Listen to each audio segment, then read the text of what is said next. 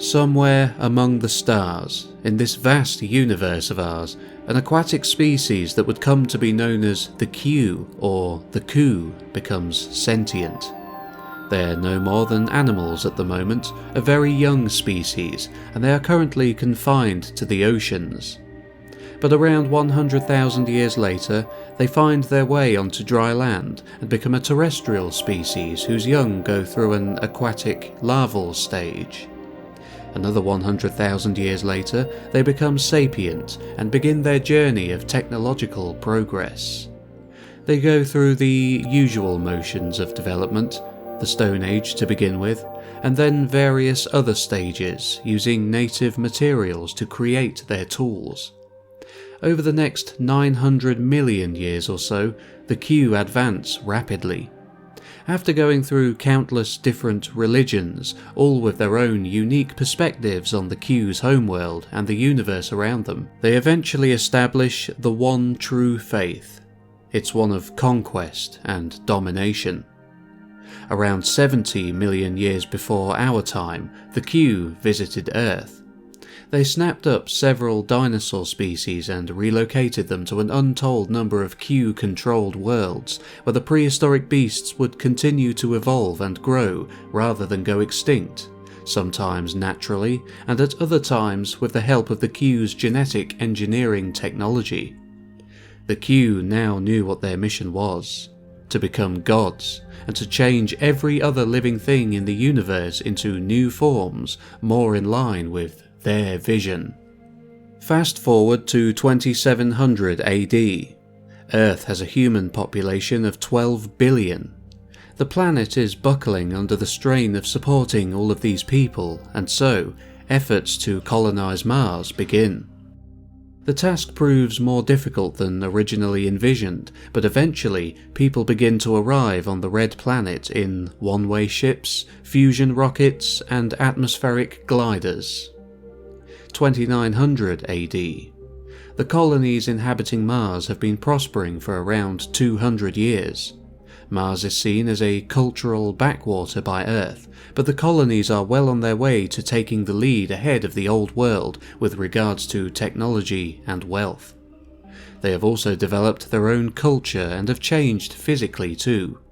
The lower gravity on Mars has caused its population to grow much taller than their Earth counterparts, and has given them a more elongated appearance. 2950 AD. Mars as a political entity has grown quite powerful, and the powers that be on Earth don't like not having the colonies under their thumb. Tensions have been building for decades now. War breaks out. It's a slow, nerve-wracking and almost apocalyptic war of monstrous machines that decimate huge swaths of each planet's population. After the Civil War ends a year later in 2951, a truce is made and the two planets finally make peace. 2955 AD. In the years following the war, it is decided that measures must be taken to ensure that a war of such an immense scale never takes place again. The differences in culture and physical characteristics between the people of Earth and Mars are vast. They can coexist peacefully, but they could never truly see eye to eye. It's decided that a new kind of human must be created to take humanity into the future. 2970 AD. The first of these new humans is born in a special embryonic facility on Mars. Hundreds more follow shortly after, some being born on Earth and some on Mars. 2990 AD. These new humans have reached adulthood and are now beginning to terraform and colonize the planet Venus and the moons of Jupiter and Saturn. They then begin to leave the solar system to begin colonization of worlds and moons further afield. They would come to be known as the Star People. 3000 AD. The Star People have spent the last 10 years working tirelessly on the problem of intergalactic space travel. Several voyages have been attempted, but all ultimately failed. Eventually they would manage to solve the problem of getting enough colonists to actually reach their destination alive. Instead of sending people on insanely long voyages across the galaxy, they would instead send ships with specialized machinery and human genetic material instead. When the ships reached the target world, they would get to work on creating the new colonists. 3050 AD. Over the past 50 years, almost half of the Star People's colonization ships failed in their mission. A rather strange problem arose which caused this loss. The people made by the machines had a habit of falling in love with these machines that raised them, a so-called Oedipus complex. These poor souls ended up rejecting humanity, unable to relate to it, and chose the machinery that gave them life instead. After a severe identity crisis and psychotic breakdowns, an individual afflicted with this problem would then commit suicide. However, this only happened to around half of those born. The other half did survive. 3300 AD. A new golden age begins and humanity colonizes an entire spiral arm of the galaxy. They would build incredible civilizations that would greatly surpass those of their ancestors on Earth and Mars. They lived lives of endless bliss and began to resurrect a concept which had long since been lost: religion. 4000 AD. While alien life was abundant across the galaxy, nobody had come across any sapient life. Yet. But when the spacefaring star people came across the fossilized remains of a highly derived therizinosaur, which originated on Earth, on a far-off planet, they began to realize with great trepidation that there were other intelligent beings out there who must surely be responsible for the transportation of this prehistoric creature. This was the opinion of some, while others believed that it was a sign of divine creation. It must have been gods or godlike beings who were responsible for this. 5000 AD. Humanity comes into contact with the previously mentioned Q, a now billion-year-old alien race that has mastered intergalactic travel, genetic engineering, terraforming, and nanotechnology. They are religious fanatics who see it as their divine mission to remake the universe as they see fit. Within 1,000 years, every colonized human world is depopulated, destroyed, or changed on a fundamental level. The Q, however, do not destroy humanity entirely. Instead, they change them drastically on a genetic level. Countless new forms, their sapience removed and their bodies modified beyond recognition, remain on these worlds. This brings us to circa 6000 AD. There are no more star people, only the new humans, and the godlike Q constantly watching them. It's the year 6000 AD, or thereabouts. Humanity has basically been wiped out, with only a few small pockets of resistance left, who are now in hiding. The Star People have spent the past 1,000 years engaging in a never-ending war with the invading Q, and a few months ago, the final human world fell. Those humans who have managed to remain hidden have done so by using their incredible technological capabilities to hollow out asteroids within the vicinity and make new homes within them. They're cut off from the rest of their kind, but to be perfectly honest, now that the Q have begun their unholy work on drastically modifying their quarry, these asteroid-inhabiting star people wouldn't even recognize them as their kind anymore. All they can do is rebuild. What little technology from their old world they managed to salvage and escape with will be the starting point for what will eventually become the greatest human civilization ever to emerge. 7000 AD. It's been around 1,000 years since the last human world was extinguished. The Q have been modifying the human genome for around 2,000 years, ever since first contact took place back in the year 5000 or so. There are now 22 known subhuman Q-created variations, plus countless others that we know little to nothing about. These are as follows. The worms, created in the year 5001 AD. Small beings about the size of a present-day human's arm. They live a subterranean existence on a baking hot desert world. The Titans, created in the year 5008 AD. Around 40 meters long and with a distinctly elephantine appearance, they make their homes on the vast savannas of their world. The Predators, created in 5010 AD. Ferocious, bloodthirsty carnivores that are said to resemble goblins, vampires, and a variety of other monsters from Earth lore. The Prey, also created in 5010 AD. These are herbivorous, grazing creatures and are the number one prey item of the Predators, whom they share this planet with. The Mantelopes, created in 5022 AD. These are quadrupedal creatures that resemble a sort of camel-horse-human hybrid. Unlike the previously mentioned new human species, the Mantelope's sapience hasn't been removed. They live lives of absolute misery, and they are not mere cattle and are able to fully comprehend their surroundings. They act as living memory banks and as singers for their Q masters. The Swimmers, created in 5033 AD. A species of future human designed to live underwater, they possess a shark-like appearance. The Lizard Herders, created in 5090 AD. Unlike all other future humans, the Q hadn't heavily modified the Lizard Herders' physical appearance, instead only stunting the development of their brains. They would instinctively begin to herd the lizards of their world, the descendants of pets brought from Earth. The Temptors, created in 5120 AD. The males are small and spend their lives feeding and protecting the females.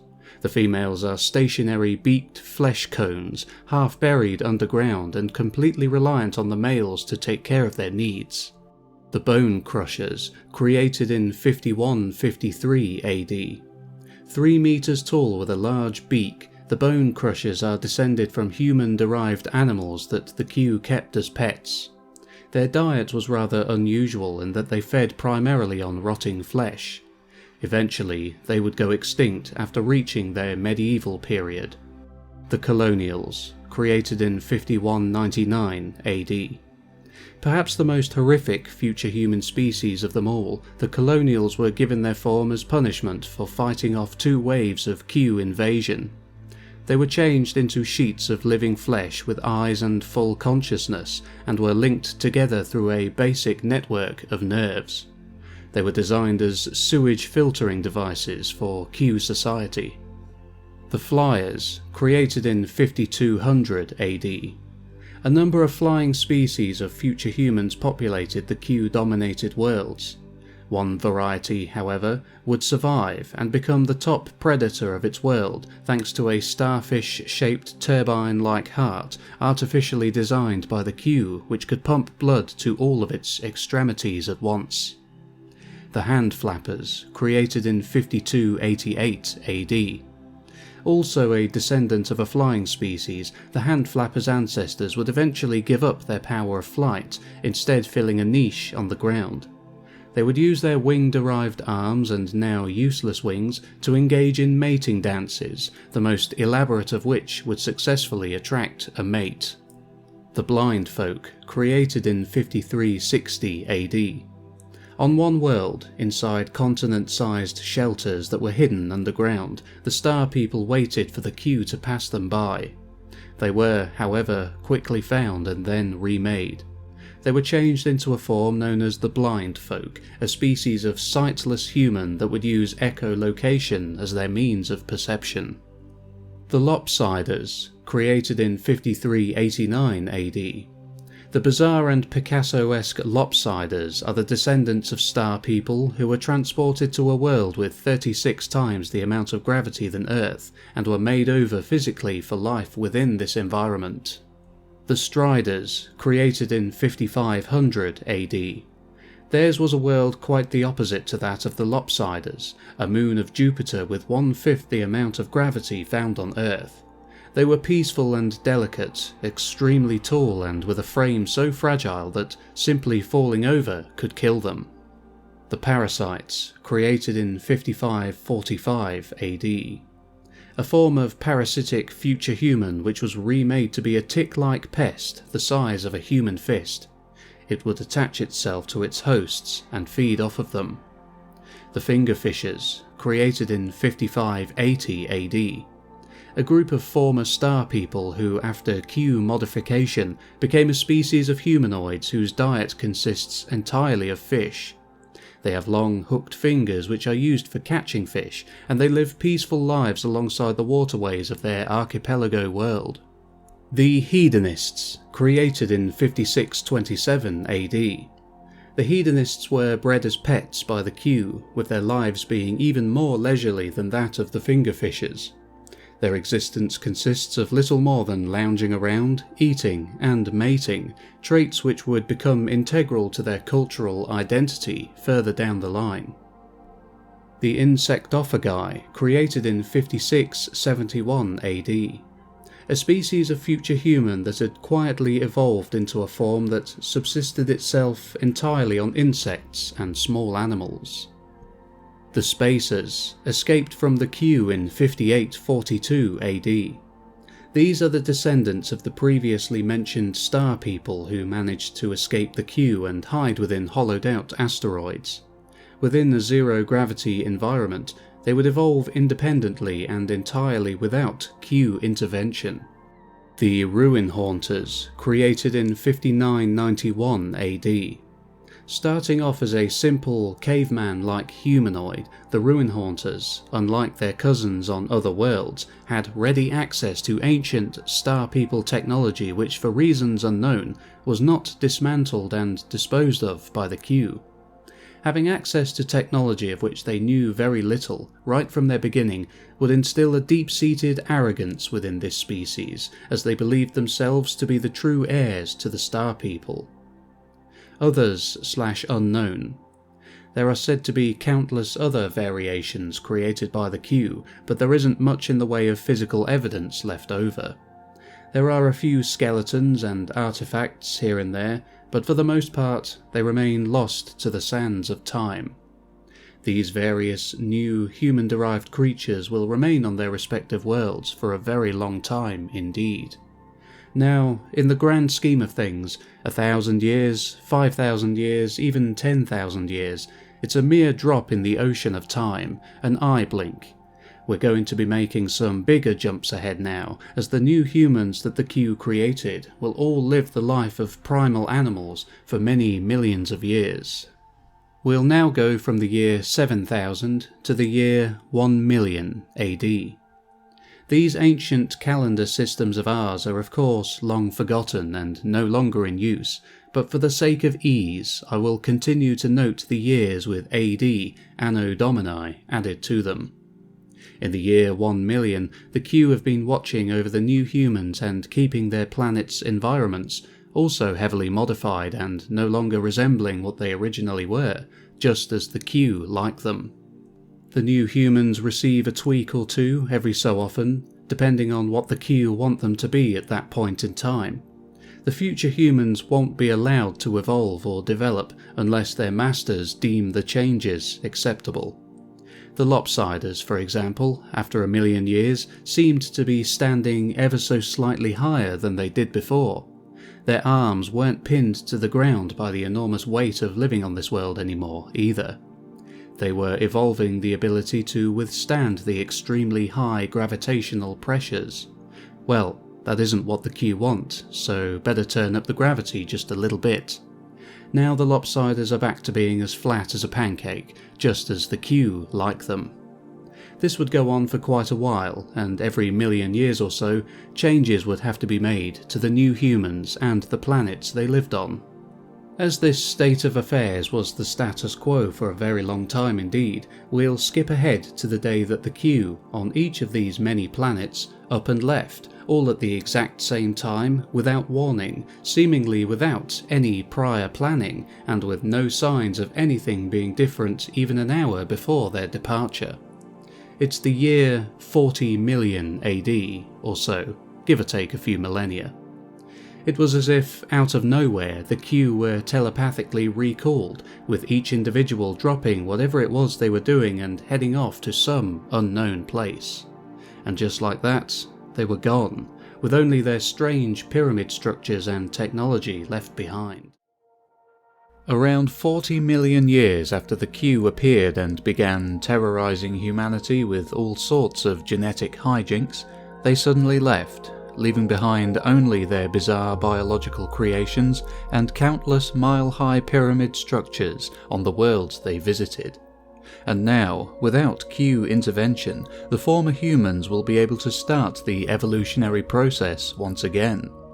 Now, last time I went over the 22 plus new species that the Q created from the human genome and gave the year that they first emerged. This all took place between the years 5 and 6000 AD. Since then, we have jumped 40 million years into the future. Am I really going to give an exact year for the milestones that the future humans reach this far into the future? Yes I am.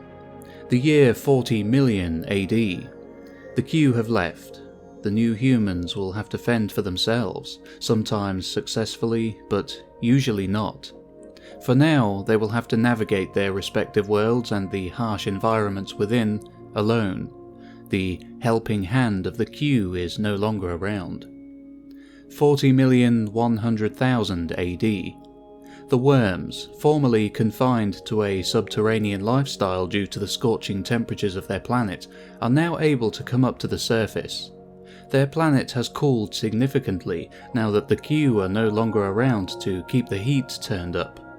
It's still a hot place, but the tough little worms are able to withstand it. The gentle giants, the titans, seemed to be doing okay from an evolutionary standpoint. They had risen above their Q-inflicted bestial nature and had begun to regain their sapience. However, in the year 40,100,000 AD, approximately, an ice age began to take over their planet. It would prove too difficult for these large elephantine people to overcome, and they would sadly go extinct around 90,000 years later. On another world, a far-flung jungle planet, the predators and prey have been doing the dance of death for quite some time. Since the Q left 100,000 years ago, the predators have had nobody there to keep them in check, so to speak, and their bloodthirsty nature, greatly exaggerated by the Q's meddling and far beyond any carnivorous predator known on Earth, has caused them to hunt and kill most of the prey. It has also made them begin to hunt each other as well. There are differing forms of predator, some varieties much larger, faster and stronger than others. The larger ones, of course, began to hunt and kill the smaller ones, and the genetically engineered prey has become increasingly rare. They were still around though, and would prove to be vital in the predator's development further down the line. Elsewhere in the galaxy, the mantelopes had long since lost their purpose. They had been kept as living hard drives, singers and all manner of other things by the Q. But since the Q left, the mantelopes could do nothing but graze and wallow in their own misery. Their quadrupedal bodies were unsuited to taking over the technological society that the Q had established on this world, and so most of the mantelopes withered and died. Some survived and began to develop their own societies, with religions based entirely around their agonizing existence. What had they done wrong? Why had the Q left them? Did they really deserve such a cruel punishment? These questions and more would be pondered over for thousands of years, until the unthinking, less intelligent mantelopes, better adapted to a life of grazing in herds, began to overtake the thinkers. Now, in the year 40,100,000-ish, the mantelopes are just another bestial animal on just another forgotten planet. Their sapience is gone, never to return. The future looks brighter for the swimmers, however. An aquatic species on an ocean world, they have managed to retain the spark of humanity within them, even if their marine environment is an utterly alien one. Since the Q left 100,000 years ago, they've been slowly relearning the ways of communication. They can speak to each other in their own way, but comprehending one another is a different matter. Such are the challenges of evolving intelligence underwater. The new humans on yet another world have begun to act rather strangely. Their bodies weren't really modified in any significant way, still very much resembling a human being. Their minds, however, were dulled severely, and their behaviour now is like that of Stone Age man. However, for some reason, these people have begun herding lizards, collecting them, placing them into pens, feeding them. It's unknown why. It's likely that these lizard herders themselves don't even know why. It could be the result of still intact neurons in their brains, overlooked by the Q. Crossed wires, perhaps? They want to start farming animals like their ancestors, but their modified brains have gotten it slightly wrong. You're meant to herd mammals when starting out on the road to civilization, not reptiles. It's business as usual on the Temptor planet. The females, stationary beaked flesh cones, are tended to by the mobile males. Their civilizations have been making slow progress over the last 100,000 years and are beginning to thrive. Sadly, these people won't make it. In a little over 300 years from this point, a stray comet will hit the Temptor's world somewhere in its northern hemisphere and spell doom for this branch of humanity. The bone crushers are still around. Their odd diet of rotting flesh hasn't precluded them from making the most of their existence. There's still plenty to eat, as the Q left behind many new creatures on this world, which all have to expire at some point. The scavenging bone crushers are doing quite well, for now. The colonials, however, are not. They spent 40 million years in their current form, stitched together like living quilts, processing sewage. But now, 100,000 years after the Q left, and with no more Q sewage to eat, the colonials have resorted to cannibalism and the consumption of the waste of their own kind. This thins their numbers, but makes for a rather gruesome existence. They have, however, started to become more mobile. No longer held in place by Q intervention, the colonials have begun to wander around freely, moving around in the way that starfish do. The flyers have become the undisputed rulers of the sky on their world, and are something akin to the birds of prey found on old Earth. No longer in cages or prevented from emigrating across their planet, they have attained true freedom. But the hand flappers, by this point, haven't done quite so well. They gave up their power of flight long ago and show no signs of redeveloping human intelligence. But they do fill a niche nicely on their planet, and their destiny is instead to live the lives of beasts for the rest of their time in existence. The blind folk are still around, underground, but most of their number were killed by the movement of their planet's continental plates a few decades ago. A small number, around 90,000 individuals, have survived, but the glacial constriction of the continental plates is still happening, and by the time another 100 years have passed, they will be no more. Over on the Lopsiders world, these flattened future humans have thrived in their high-gravity environment. Now that the Q aren't around to keep them artificially handicapped, they can get themselves back on track to becoming a highly capable new species. The peaceful Striders are also doing well. However, a new threat is on the horizon. Dinosaurs. Not the dinosaurs of our past, but the dinos of the future. These will evolve from poultry that was brought to the Striders' world, a moon of Jupiter, from Earth long ago. This won't happen yet, not for another 2 million years or so. For now, the Striders can live in peace, but this won't last forever. The parasites have, over the last 100,000 years, begun to occupy many niches. Some attach themselves to animals, some to larger versions of themselves. We'll get to see how this plays out in the future soon. And the fingerfishers are getting on well too. Their lives are quite blissful, as they can now spend their days fishing without the constant threat of the Q hunting them or engineering fish shortages. And while the fingerfishers generally had nice lives, they were practically workhorses when compared to the hedonists. The hedonists don't even have to wait for fish to come along for them to enjoy a nice meal. There's lots of nice juicy fruits for them to enjoy, and with the Q gone, these fruits can now grow unfettered. The Satyriac's lives couldn't possibly be any better at this point in time. The insectophagi too have relatively simple lives, and have spent these 100,000 years fitting themselves neatly into their insect-eating niche. And the star people, who escaped the Q all the way back in the year 5842, they're quite different now. Life in zero gravity is bound to change anyone. They have been watching over the new humans for most of the time since the Q left. The Spacers were, and still would be, no match for the Q if they were to run into them, so they had no choice but to watch and wait for 40 million years since the initial invasions, completely unable to help their fallen kin. The Q had a religion, and so too did the Spacers. They were, compared to their modified cousins, godlike. Not on the level of the Q, but still quite glorious.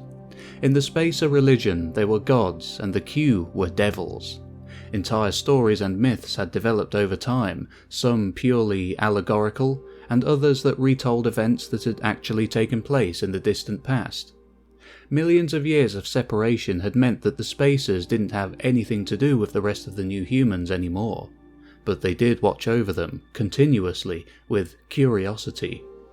The new humans below, the ones with some degree of sapience, knew in their hearts that there were gods watching over them, though they were unaware of the specifics. And of course, there are the Ruin Haunters. They have begun to utilize the leftover Star People technology to unpleasant ends. Their messing around with things they couldn't yet begin to understand has caused widespread disasters on their planet.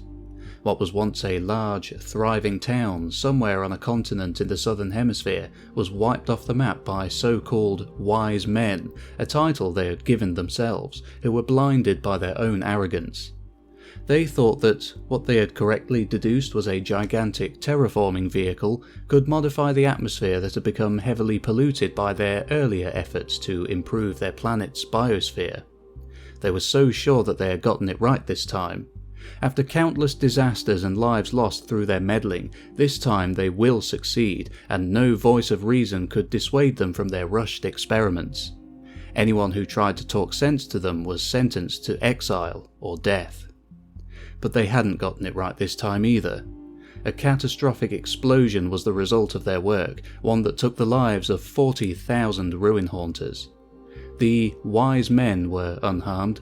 As supremely confident as they were in their abilities, they had made sure to be as far away as possible from the great machine when they remotely activated it. This was yet another failure, but next time they'll get it right. 42,300,000 AD. The following species have since either gone extinct or have become so devolved and bestial that they no longer can be counted as even remotely human. The Titans, status extinct. The Mantelopes, status devolved. The Temptor, status extinct. The Bone Crushers, status extinct. The Hand Flappers, status devolved. The Blind Folk, status extinct. The Striders, status extinct. Sadly, not everyone makes it when it comes to the evolutionary process. But after around 2 million years, those species who did survive are doing quite well in their own unique ways. The worms have left the ground and have begun to live in trees, hanging from the branches upside down in a bat-like manner. Their sapience is slowly returning. The predators have begun to organize themselves into tribes with strict hierarchies and hunting customs. The swimmers have modified their first creature, a small eel-like animal that is well on its way to being fully domesticated. The lizard herders have begun worshipping their reptilian companions in a crude, primitive early religion. The lizards seem to be overtaking the humans in some ways. The colonials are fully mobile and have begun to cooperate with one another in very basic ways. One module acts as a pair of eyes to spot food, while a larger module that it sits upon is fast and strong enough to chase down its prey. The flyers are rapidly beginning to make advances in their philosophical thinking and are forming ideas that the others won't reach for another 20,000 years or so. The lopsiders are thriving on their high-gravity world, their muscles having developed to the point that they can crawl faster than a human athlete of old Earth could run. The parasites have, like the reptiles on the lizard herder world, begun to overtake the larger human-derived species in intelligence. They have begun to slowly domesticate them. The fingerfishers' world is starting to run low on fish. They will have to adapt and start to leave behind their peaceful existence for a more competitive one. The most aggressive fingerfishers will be the ones to pass on their genes. The hedonists' lives are as blissful as ever, but being human-derived, they aren't content to just lounge around and eat fruit forever. They have, buried deep within, the drive to create new and better delicious foods. They have begun to sit down and fashion complex meals out of the ingredients in their environments with specially made tools. The insectophagi have nestled themselves completely into their niches as insect eaters. They too have developed special tools for the extraction of bugs from within trees and hives. The spacers are still watching over the rest of humanity with cold detachment. Sadly, over the past 2 million years, their interest in the new humans' affairs has waned. Their religious beliefs have shifted. They have their own issues to focus on. And the ruin haunters are still as deranged as ever. Their religion has at its centre the Star People and the Q as divine gods, and the other new humans as devils and demons.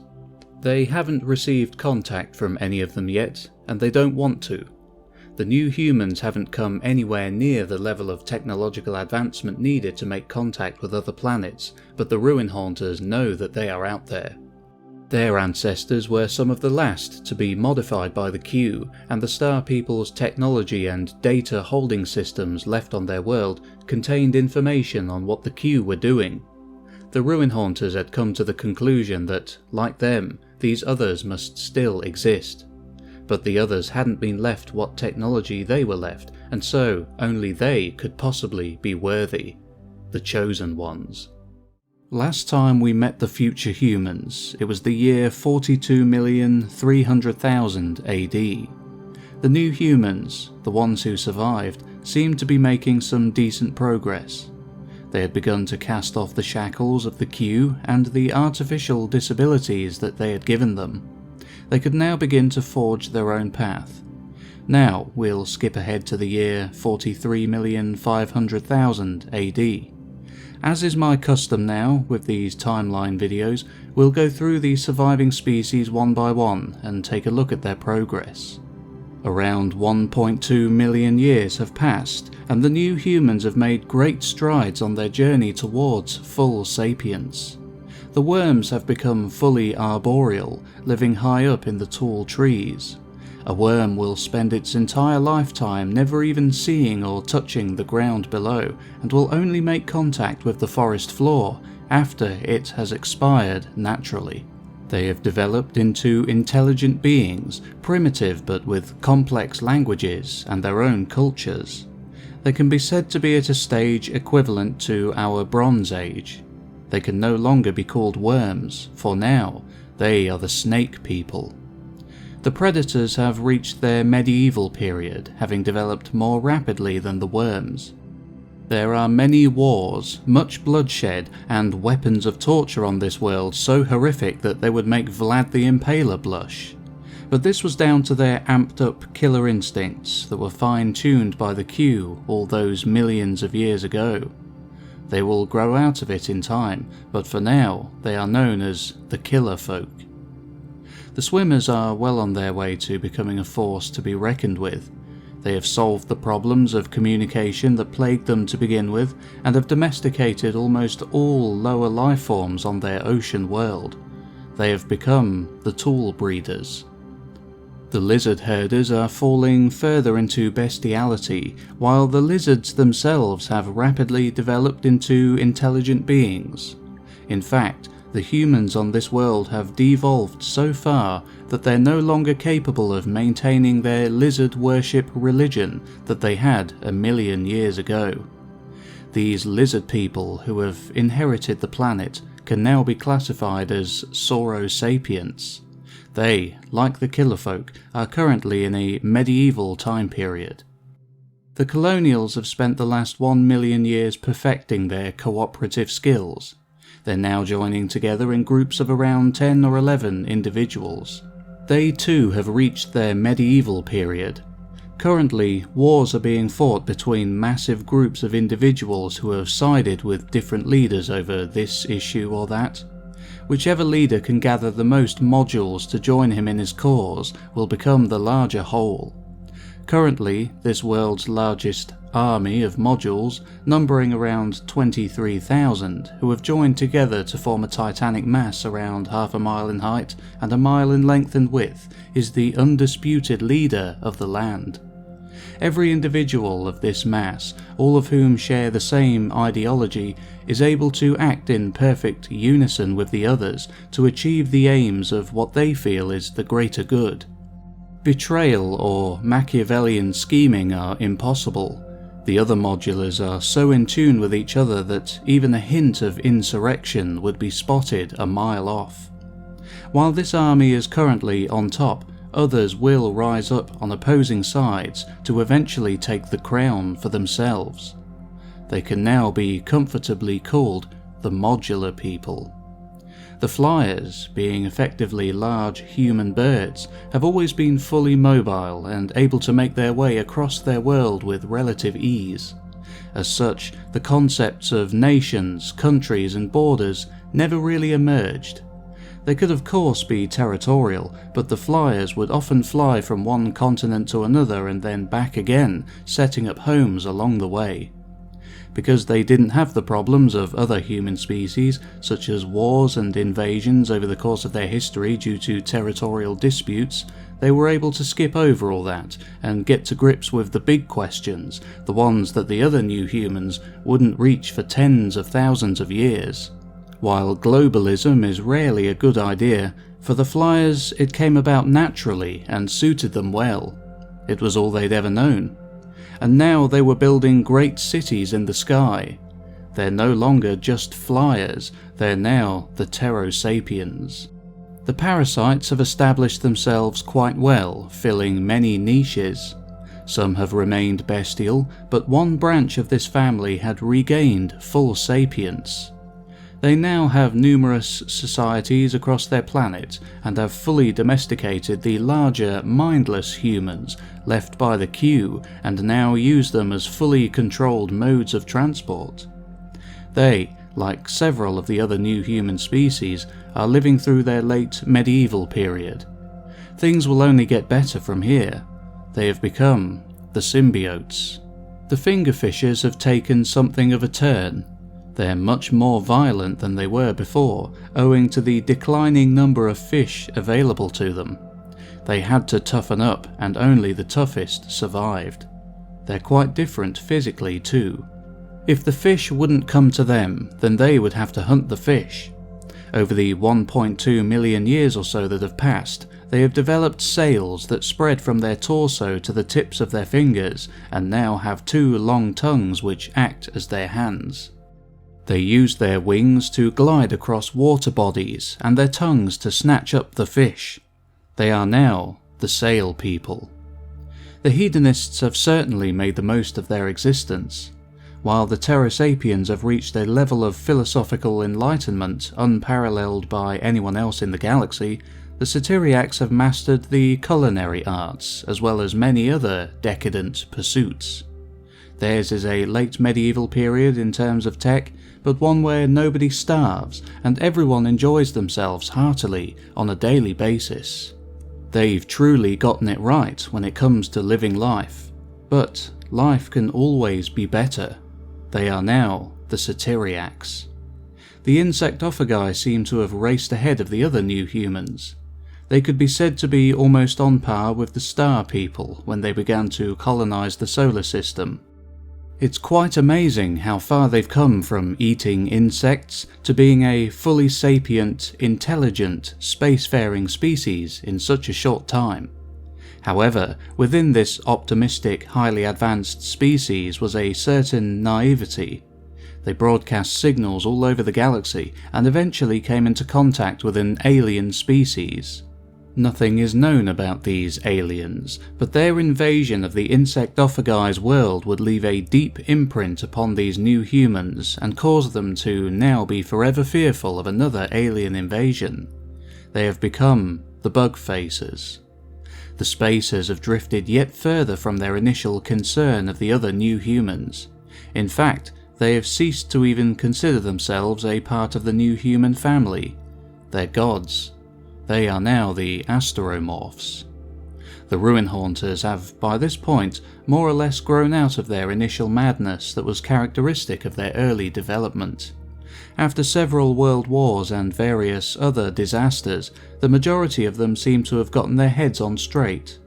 The rulers of the Ruin Haunters world, however, are still somewhat insane.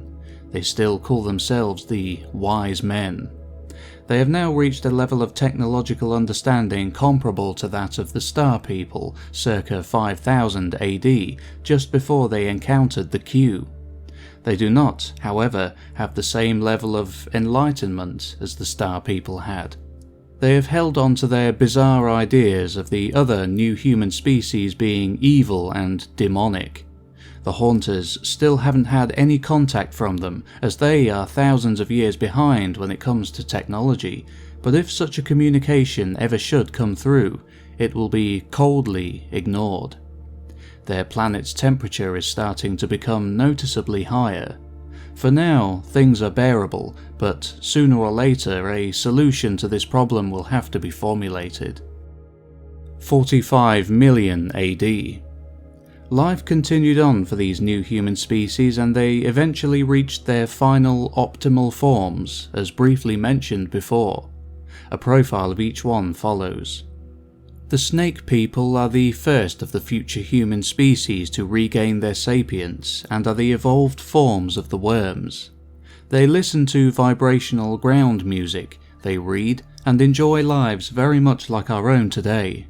Their social development followed a similar path to ours, including industrial revolutions, social experiments, civil wars, and world wars, eventually reaching the point of globalization. The Killer Folk are perhaps the most violent of all the future humans, and are the evolved descendants of the Predators. All of their religions allow for periods of ritualistic killings and sacrifices, even into their more civilized era. Eventually, these practices would be done away with, following a perilously close near-miss with a world war, which would have been fought between those who wished to continue their killing ways and those who wished to move on from them. Descendants of the swimmers, the tool breeders became intelligent, aquatic future humans, whose technology would be based around genetic manipulation and utilization of other sea-based lifeforms. They became masters of genetic engineering, rivaling the Q in this field, and would eventually look to the stars and begin colonizing new, far-off ocean planets. The Saurosapients are hyper-evolved and intelligent reptiles, descended from the lizard herders' pets. Theirs truly is a case of a world being turned upside down, as the lizards would evolve to become the intelligent, dominant species, while the lizard herders themselves would further devolve into an animalistic state, thanks to Q intervention which would stunt their brains' development. The evolved form of the Colonials, the modular people, are made up of several living beings, which can be changed at will, echoing their past as separate beings forced to live their lives stitched to one another. Descended from the Flyers, the Pterosapiens are a race of flying future humans.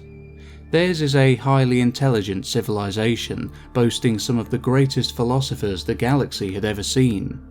Their lifespan, however, is extremely short, owing to their artificially designed hearts, which makes their species prone to severe heart conditions. The symbiotes are descended from the parasites and their hosts. They now have a beneficial coexistence, with the parasites being the brains and the hosts being the brawn. The parasites would have a body for work, a body for leisurely pursuits, and likely other hosts used for a variety of other activities. The Sail People are the descendants of the fingerfishers, whose fingers had long since evolved into sails which would be used to propel them across the surfaces of water bodies. They, like the killerfolk, are violent and bloodthirsty in their early development, but eventually they grow out of it and learn to live in peace. The Satyriaks are a race whose existence is all about pleasure, much like their ancestors, the hedonists. The Bugfacers are the descendants of the insectophagi. As a race, they are deeply paranoid due to an unknown alien invasion taking place in their past, as previously mentioned. The Astromorphs are the descendants of the Spacers. They successfully evaded the Q and continue to live out their lives within hollowed-out asteroids, building highly advanced societies unimaginable to us 21st century humans. They were godlike beings, but would become even greater still. Around 4,000 years ago, the Ruin Haunter's planet's sun had expanded to a degree that made organic life almost impossible on their world. They eventually found a way to upload their minds into machine bodies using quantum computing technology, thus allowing them to continue to live on their scorching planet. Why they chose to do this rather than colonize a new world is unknown. Perhaps they felt that this world was the one given to them by their gods, the Star People, and so here they must remain. Despite their machine bodies, they still retained human minds and emotions. They are arguably just as advanced, if not more so, than the Astromorphs. They still hold on to the belief that the other new humans are demons and don't deserve to exist. These ideas will reach deadly new heights in the coming age, the age of the machines. They are the Gravital. The Lopsiders and the Asymmetrics. The Lopsiders have spent the past 1 million years evolving, acquiring knowledge and wisdom. They have mastered many things and have now turned their attention to the technology that has been so precious to many a species that have come and gone over the eons: genetic engineering. Their artificial Q-inflicted disabilities haven't prevented them from attaining an extremely high level of intelligence, and the Lopsiders' world is now a wonder to behold in itself. But it isn't without its problems. No world is. They are still human, deep down after all, and so the age-old problems of greed and corruption still prevail. Much like the Q many millions of years before them, and the humans of Earth and Mars for that matter, the Lopsiders had become fond of the idea of creating new species that were designed for specific purposes. The Q had made a great many species, bred for specific tasks. The long-gone humans had made the Star People for a specific purpose, to colonize the galaxy, and the Lopsiders had now made the Asymmetric People. The purpose of the Asymmetrics was much like that of the Star People. They were designed with space exploration in mind. The Lopsiders would have liked to have done this exploring themselves, however, none of the planets, planetoids or moons within reach had the required levels of gravity. As such, genetic manipulation of their species' physical form was the only option. These early Asymmetrics are not ready for the task of space travel. They can barely handle menial labour, but for the Lopsiders, it's a start. 3,000 years or so had passed since the first Asymmetric people had been created. They weren't perfect, far from it, in fact. But they were now, after 3,000 years of continued failed experiments, a functioning species that could just about do what the Lopsiders required of them. But greed on the part of the Lopsiders' ruling class would cause much tension between themselves and the Asymmetrics, who they now shared their world with. These mostly stemmed from the poor treatment the Asymmetrics had to endure. There was also a sense of jealousy from the Lopsiders, who were resentful of the Asymmetrics being able to venture out into space, something the Lopsiders, as a species, could never do. Over the next 503 years, the Asymmetrics continued to advance. They were now capable of designing their own spacecraft and other technologies. The Lopsiders were as resentful of them as ever. Who did these lab-grown freaks think they were? Something must be done. The Lopsiders declare war on the Asymmetric people. The Asymmetrics do likewise. Relations between the two peoples had become strained to breaking point. They were past the point of no return. After 2 years of horrendous bloodshed, the asymmetric people finally get the upper hand, and the tide turns in their favour. They win the war. The Great Cleansing begins. Over the course of the next 118 years, every single member of the lopsider species, man, woman, and child, is captured, arrested, and executed. The last lopsider, a young woman of about 23, breathes her last breath. The lopsiders are no more. A little over 200 years has passed since the Great Cleansing. The current generations of asymmetrics don't celebrate it anymore. It has become a source of great shame. Efforts are starting to be made to recreate the lopsider species. However, due to the asymmetrics' inferior understanding of genetic technology, which isn't even close to what the lopsiders before them had achieved, all of these attempts end in failure. They will spend the next 2,000 years trying to bring back their parent race, but this dream sadly never becomes a reality. The asymmetrics give up their attempts to bring the lopsiders back. They are a people that were designed for space exploration, and that is where their talents lie. They begin to look to the stars after finding solid evidence on their world of the Q and the star people having once been here, confirming the long-standing theory. Ships begin to leave their world, filled with brave explorers. Their darkest chapter was now behind them. They couldn't bring back the lopsiders, but maybe they could finish off their work.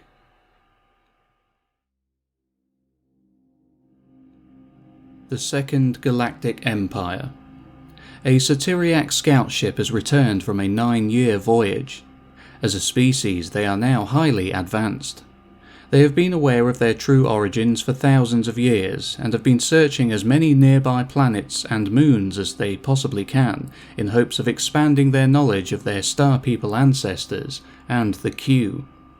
Across these many worlds, one particular feature would present itself to the Satyriaks again and again and again. Pyramids. These pyramids were enormous, many of them over a mile in height, some larger still. They had a few of these on their homeworld, and despite being around 50 million years old, they still looked as intact and whole as the day they were built, and it rarely took the Q's nanobots more than a day to construct one.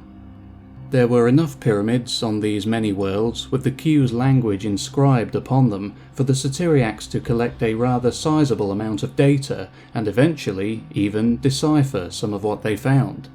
Much of the puzzle, however, could not be solved. When all was said and done, only around 40% of what they had seemed to have any real meaning, and that was assuming that their applied methods of translation were correct. It seemed there were some concepts known to the Q that a human-derived species couldn't even begin to comprehend. But what they did have was enough to confirm a long-standing theory, that the Satyriaks weren't the only ones out there to have come from the Star People. They had known about their own origins for a while now, but there was never any solid evidence that this had happened anywhere else. For a long time they had assumed themselves to be the only ones. But as time passed, they began to theorize that if it happened here, it could easily happen elsewhere. And as yet more time went by, they began to uncover more signs that this was indeed the case. A deciphered Q symbol here, an archaeological discovery there, and fairly soon the truth became undeniable. The Q had done this many millions of times before, and probably since. Now it was simply a case of continuing the search, but going much further out than they had before. With their current technological capabilities, physically going any further wasn't possible. They would have to send out radio communications in the hopes that they would be picked up. For a time, nothing came of it. But then, one day, out of the blue, somebody answered. It was the Killerfolk who returned the Satyriaks' communique. Satyriak scientists and researchers were ecstatic, awestruck, and extremely nervous. Some time was spent figuring out how these two species, separated by light years of space and tens of millions of years of independent development, would attempt to talk to each other. Clearly their own languages had nothing in common with each other, originating on different planets. A solution was needed. Luckily, at the other end of the line, the Killerfolk had come up with an idea. As the Satyriacs had deciphered bits and pieces of the ancient Q language, so too had the Killerfolk. Up to this point, messages had been sent in their own respective languages, the most commonly used ones on each of their worlds.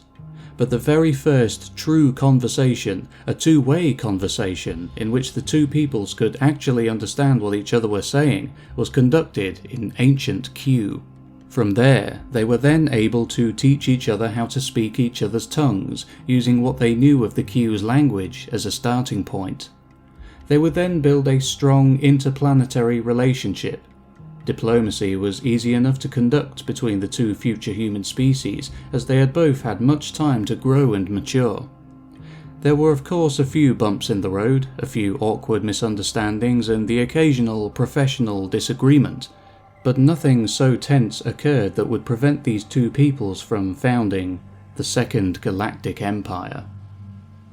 1,000 years after this great interplanetary union was established, a third species made contact, the aquatic tool breeders. Like the Killerfolk and the Satyriacs before them, they too had learned of their origins through their own research and exploration of their corner of the galaxy. They had managed to decipher a good amount of ancient Q script and were able to communicate with the other new humans using it before properly learning each other's languages and communication methods. The tool breeders were happily welcomed by the Empire's founders. The Sapiens, asymmetric people, and the modular people each established communication with the Empire. They are all welcomed with open arms. The lizard herders, snake people, sail people, and symbiotes joined the Empire. After a 40 million year delay, the bugfacers joined the Second Galactic Empire. They also make first contact with the astromorphs, who politely decline their offer of membership. The Second Galactic Empire detects activity from a previously unexplored world.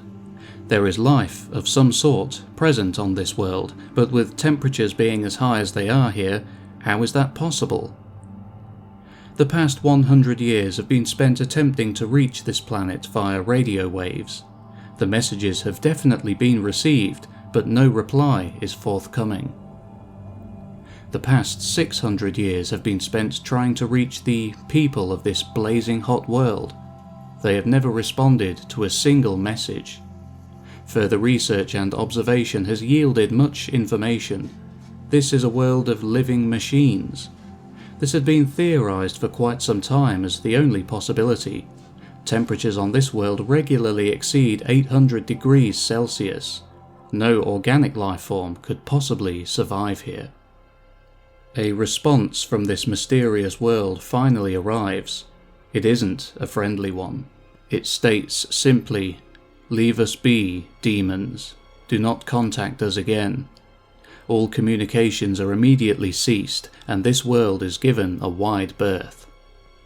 The Sail People's world suddenly goes quiet. No more transmissions are incoming. It's as if their main center for interplanetary communications has suddenly disappeared. There's nothing from any of their colonies either. Why would their entire civilization suddenly go completely silent? The Asymmetrics world and its colonies cease contact with the rest of the Empire. It seems to be a repeat of what happened around 160 years ago with the Sail People. The other worlds that belong to the Empire are all too far away to investigate. This is most concerning. The Lizard Herders' civilization goes quiet. The symbiotes disappear. The snake people disappear. The modular people disappear. The Satyriacs disappear. The Killerfolk have since worked out why other members of the Empire keep vanishing. Their worlds are being struck by asteroids, and the resulting cataclysms have been wiping out everything that lives on them. They know who is behind it all too. The machines, the Gravital. The killers develop a brand new defense system, a gigantic 3-mile-high laser cannon. No redirected asteroids could possibly get past it. Several are constructed across the planet, all pointed at the sky in anticipation of the Gravital's upcoming assault. The Gravital have tried several times to annihilate the killerfolk. Their usual method has been unsuccessful due to the killers being ready for them. A direct assault is required. The machines invade directly. The killerfolk put up one hell of a resistance, but in the end, the Gravital are simply too numerous to overcome. The killerfolk go extinct. The tool breeders and Sapiens have now also fallen to the machines. The Second Galactic Empire is no more. The last to succumb were the bug faces, a small number of whom still survive. The Gravital and the Machine Empire are now one of only 2 powerful political entities to have originated from humanity. The other one is the Astromorph Empire. The two are acutely aware of each other and their capabilities. The 2 civilizations give each other a wide berth, but tensions are still there. There is also much strife within the Machine Empire itself. Opposing factions bicker and fight over all kinds of things, in particular the rights and treatment of the bug faces, who now live subjugated by machine rule. The machine rulers, still calling themselves the Wise Men, decide that a scapegoat is needed. Stupidly, they choose the Astromorph Empire to serve as that scapegoat. They declare war. For 400 years, the Gravital and the Astromorphs waged war on one another. In the end, though, one of them would come out on top. It was the Astromorphs. The Machine Empire is forced to give up its technological secrets and is dismantled, then dissolved. They are reprogrammed, with their minds being drastically dulled. Debate has raged among the Astromorphs over what needs to be done with the machines. They've spent the past 120 years serving the Astromorphs as tools, but are they too dangerous to be allowed to continue living? It's eventually decided that the machines will be allowed to continue on. They are far too useful to be destroyed. But what is to become of the primitive bug faces? Is it worth keeping such a basic organism around? What use could they possibly have for the Astromorphs? Again, much debate would occur, and eventually they too would be allowed to go on living in the new Empire. The New Empire. Around 6 million years have passed since the Great Astromorph Machine War, and 4 million years since the Age of Reconstruction came to a close. The New Empire is currently made up of 4 different species: the Astromorphs, the Terrestrials, the New Machines, and the descendants of the bug faces, known as the Subjects. It seems that there is a strict hierarchy in place. The Astromorphs are at the top, acting as gods. They don't interfere with the goings-ons of the worlds beneath them, instead outsourcing these duties to the ones created from them, the Terrestrials. These spidery beings were made by and from the Astromorphs to watch over their worlds, acting as kings, prophets, caretakers, and even grim reapers as the occasion dictated. They had had their brains shrunken down so that they may cope with life in a gravitational environment. Below the Terrestrials in the pecking order are the bugfacer-derived Subjects. They seem to make up the bulk of the New Empire. And beneath the Subjects are the New Machines. Due to the war that took place between the Astromorphs and the Gravital, the machines are always treated with a degree of mistrust. Even after 6 million years as citizens, they still haven't managed to live down their ancestors' sins. On one world, where the Subjects are ruled by the terrestrial gods, a mass revolt takes place. The subjects have rejected them and have chosen to follow one of their own instead. A particularly charismatic and ruthless man with a lust for power has built up his own army and has convinced his folk to rebel. The terrestrials are not like them, he says. They do not have the subjects' best interests at heart, only their own, he tells them. It's actually more true than even he realizes. Much is hidden from the subjects by the terrestrials, and, even though this charming and persuasive rebel is basically on the mark with what he's telling them, even he would be surprised by just how much these rulers are actively and consciously working against them. For the terrestrials of this world have grown disgustingly corrupt. They have not done their duty or fulfilled their obligations to shepherd and guide the subjects. They have instead spent their time in the pursuit of selfish, material gain and increasing their stranglehold of power. It was relatively easy for the terrestrials to redirect the subjects' anger before, when only a small number could see what was really happening. But as time has passed, more and more of them have begun to wake up and reject their terrestrial rulers. The terrestrials have a plan though. They have genetically engineered a new kind of subject, one that is far less capable intellectually. These new subjects will be much less inclined to question their overlords, and much more servile in nature. The terrestrials will use these new subjects to replace the old. It isn't always the case that the terrestrials grow corrupt and ruthlessly take advantage of their subjects.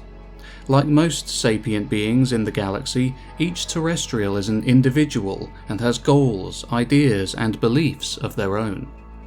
As it turns out, some of them are benevolent rulers and genuinely want what's best for their subjects. Hard to imagine, I know. One world is fortunate enough to have such terrestrials running the show, and it's doing rather well.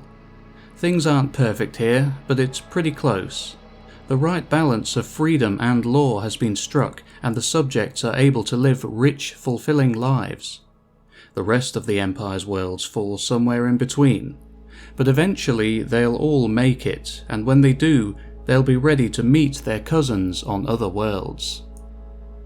The new Empire now consists of around 900,000 colonies and encompasses planets, planetoids, moons, and particularly large asteroids, these being home to the astromorph gods.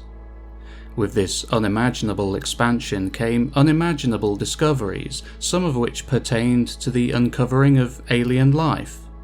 Of course, alien life had been discovered as far back as the days of the Star People. Finding non-sapient life in the cosmos had long since ceased to be a mind-blowing experience. Intelligent, sapient life, however, was still as rare as it had ever been. As the new Empire got closer and closer to the edge of the galaxy, the more clear and strong the signals from a neighbouring civilization became. The signals were emanating from the galaxy next door. Some within the new Empire were excited by the prospect of meeting a new, highly advanced species, while others were much more apprehensive. It might be the Q. A probe is sent forth, a living, intelligent probe, a new machine. The new machines were no longer just a human mind in a metal casing like the comparatively primitive Gravital before them. The new machines' bodies were nanotechnological, allowing them to change their physical forms to whim. A new machine was sent forth with a friendly message of greeting. It presented itself to the intelligent species, taking the form of an astromorph god. It was warmly and gladly received. The intelligent species who met the mechanical diplomat were the amphicephali. The amphicephali were a strange species that resembled giant snakes with heads at both ends, one of which had a smaller, retractable body in its mouth, which it would use to interact with the world around it. They were intelligent, peaceful, and welcoming, and in turn were welcomed into the new Empire, which from this point on had a new name: the United Galaxies. The amphicephali have made great contributions to the United Empire. They have spent the past 2 million years assisting the astromorphs with cradling its galaxy's suns with artificial reflective shells, which have multiplied its habitable zones a billion-fold. There is now no place within the Milky Way or the nearby amphicephalized galaxy that the astromorphs cannot get to. But all of this activity, all of these signals and broadcasts bathing this corner of the universe attract some unwanted attention. The Q are back. They have seen what the astromorphs and the amphicephali have done to their respective galaxies, and they're not pleased. The Q attempt a takeover, just like the one they embarked upon over 150 million years ago, but this time is different. Last time the Q took humanity by surprise and defeated them in less than 1,000 years. But this new human race is something else entirely. They have intergalactic allies, technology that absolutely rivals the Q's, and what's more, they have been preparing for the Q's return for 150 million years. The Q are easily defeated. It takes less than 100 years for the astromorphs to end the war. Exactly what became of the Q after their defeat is unknown, but one thing is certain: their reign of terror had come to an end. A single researcher, with what is by this point considered a niche interest, finally locates what she has spent her life searching for: the original human world, Earth. She is a descendant of the now long gone astromorphs and, in turn, is also a descendant of the Spacers, the Star People, and, perhaps, one of you out there watching this video. Upon finally discovering the location of old Earth, she has a ship sent forth. It lands quietly, without ceremony, and encounters no life at all. Earth is essentially a dead world, with only the occasional shrub or patch of greenery dotting the horizon. She reports her findings to her native world, and before long, colonization efforts begin. An alien researcher, much like the human researcher who traversed this area of space over 1 billion years ago, comes across the preserved and petrified remains of a human skull while exploring what was once Mars. He had a feeling that life once existed here, and now he has proof. But did it start here, or somewhere nearby? If he wanted to find out, and he did, he would have to get to work. Thank you for watching. I hope you enjoyed my series of All Tomorrow's Timeline videos. This is the last installment in the series, and I had a lot of fun writing it, expanding on the events of the book, and of course, taking my fair share of liberties with the way things in the story played out. If you enjoy what I do here on YouTube, then please hit the like button and leave a comment. And if you feel particularly generous, you can become a patron or channel member. This has been Beware the Q, and I'll see you in the next video. Take care.